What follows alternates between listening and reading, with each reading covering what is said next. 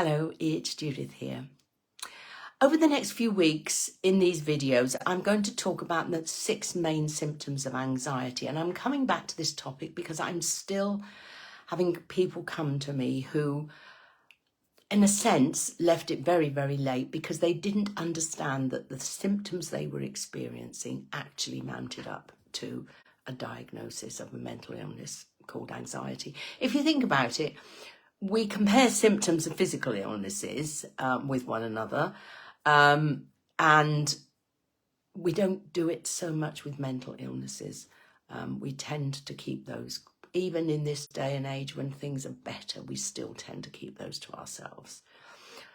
Either assuming that everybody else feels the same or feeling embarrassed that we feel the way we do and generally feeling inadequate because we do feel the way we do. So I'm going to start today with low mood, and this may strike some of you as unusual because I'm talking about the symptoms of anxiety. And anxiety, as we'll see in subsequent videos, is a very active state. Most people with anxiety have a brain that never stops, just keeps going on and on, with loads of chatter, overthinking to the point of overwhelm, possibly unwanted, negative, intrusive thoughts, the catastrophization I've talked about, which got that person into the state that it did. So there's a lot going on in the head of somebody with anxiety, and pretty much none of it is pleasant. And if you compare that with a low mood, which we all have on occasions, a low mood is a fairly inactive, lethargic state where you just want to lie on the sofa and watch rubbish TV, or maybe that's just me.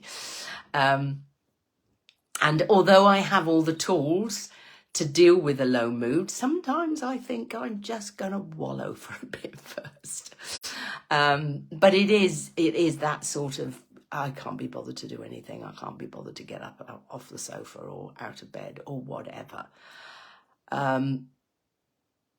So the two states seem very different. So in order to explain what's going on, I need to talk about the fight-flight response, which many of you may know about. Fight-flight response is there, hardwired into our brain since our earliest ancestry in order to deal with life and death situations. So put very simply, it's designed to get us ready for action if we meet a life or death situation. Example is always a saber-toothed tiger wanting us for lunch. And we don't have a lot of time for thinking, making decisions. Once we've registered the threat, our brain kicks into action to get us ready to do whatever we decide to do. And all we have to decide to do is, do I stay and fight it because I think I can kill it, or do I run back to the cave as quickly as I can? And my answer is always, let's run back to the cave. Now, in order to do either of those, we have to be at our physical best. So the activity of the brain that's kicked off by us registering there's a saber-toothed tiger coming to kill me is all about getting us ready for action. So our breathing increases in speed, becomes much, much faster. Our heart rate becomes faster. Our blood vessels open up. All of these things designed to get oxygen into the body and into the blood and out to the muscles as quickly as possible, because that's what the muscles need to either fight or run.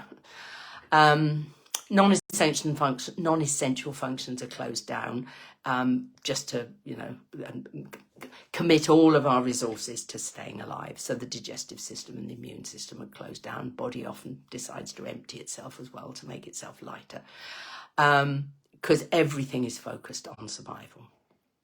Now, how does that explain the fact that you can have anxiety and a low mood at the same time?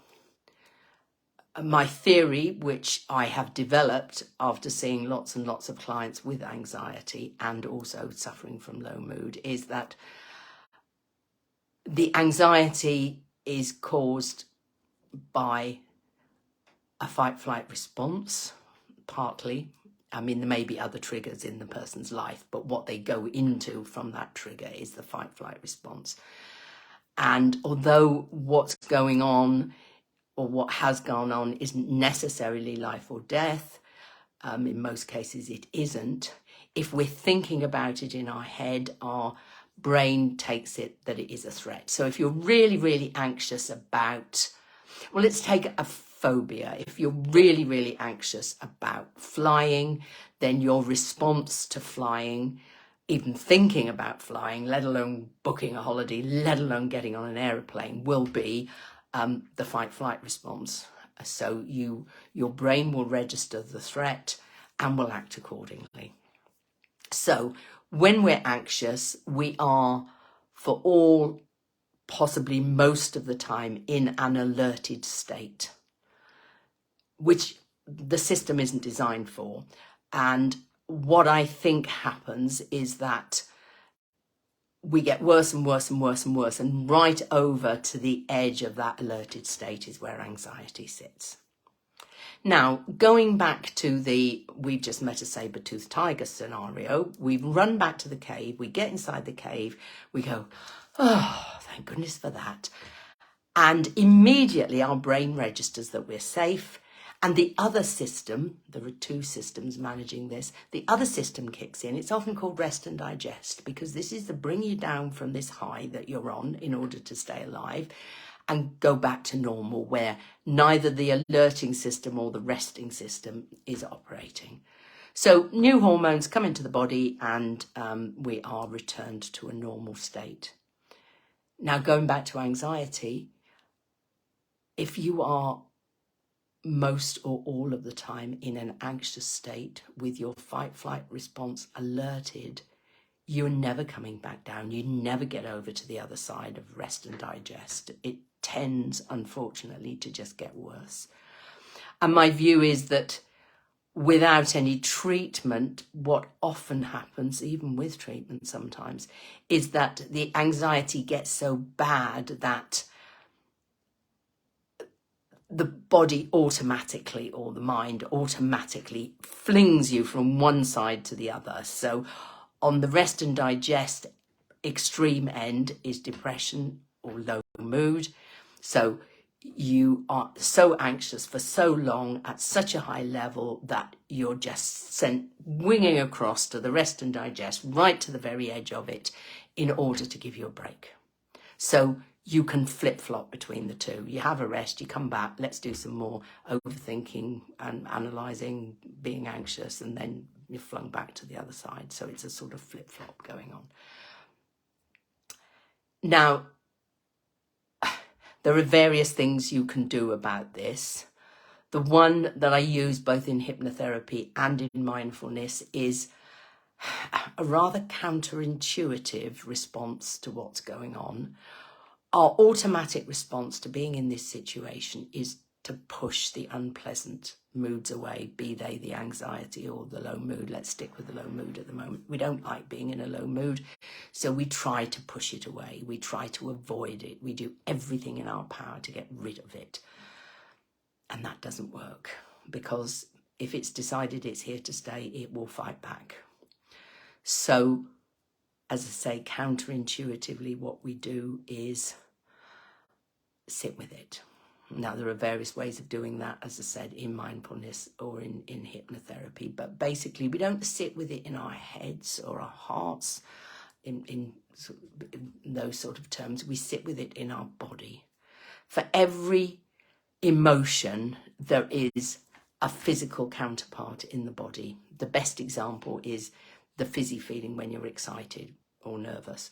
But every one of them is somewhere in your body. So if we come out of our heads and focus on the manifestation of the feeling, be it anxiety or low mood, in our body, and just sit with it, guess what? It gets better.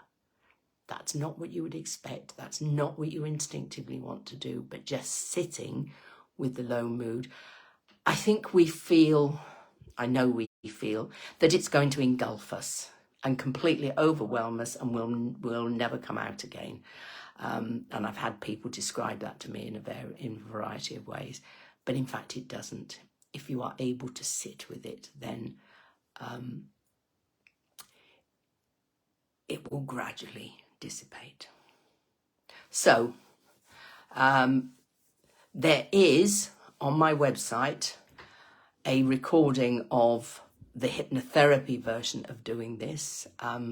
So I will make sure that the link to that is underneath or wherever it goes and associated with this video. There is a small price, but believe me, it's worth it if you are suffering from either a low mood or anxiety, but let's stick with the low mood at the moment.